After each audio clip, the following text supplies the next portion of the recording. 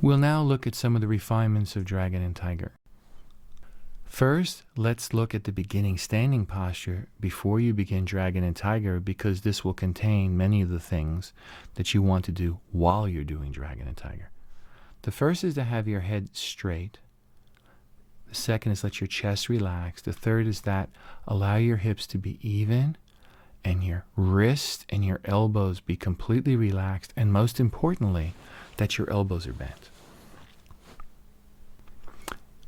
And next we'll be looking at some of the points about how you move and some of the very particular things about tracing your lines and your movements. The center of your palm should be directly on the line between your shoulder's nest and your quad. Her elbow wants to face to the side with her armpit open and not closed. An important point of Dragon and Tiger is that no piece of your flesh goes closer than 1 fist distance to another piece of flesh. As one arm goes down her left and her right channel, her bottom arm goes to the inside of her legs, tracks up from her quad, through her breast, up to as high in the left and the right channel as it goes. So remember, it's very important that on the way up, just as your elbow is out to the side, your bottom hand is also to the side. Craig now is showing the way that her hand wants to go around her hip. The way it goes around in a circle, and in a way that her fingertips at the end of the movement are completely relaxed and her wrist is relaxed, so her fingertips are pointing directly at the ground with no tension in them. Inside of the leg, up the left and the right channel. At the bottom, make sure you go around your hip.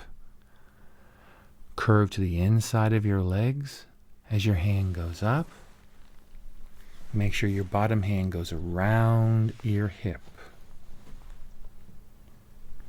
He's now making sure the weight of her body is going through her hip directly down to her foot. So the knee has to move upwards as her foot raises.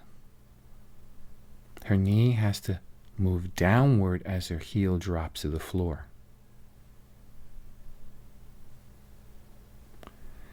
Keep the hips even if you can, not with one going up and the other going down, but as even and parallel to the floor as you can manage, while your weight shifts 100% from one leg to the other.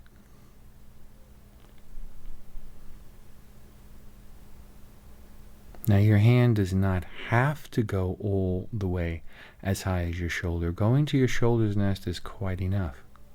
Notice the circle. When the hand goes to the top, the way it circles around before it comes down. That's very, very important, because the center of the palm will then push chi down the left or right channels of your body as it moves down your torso.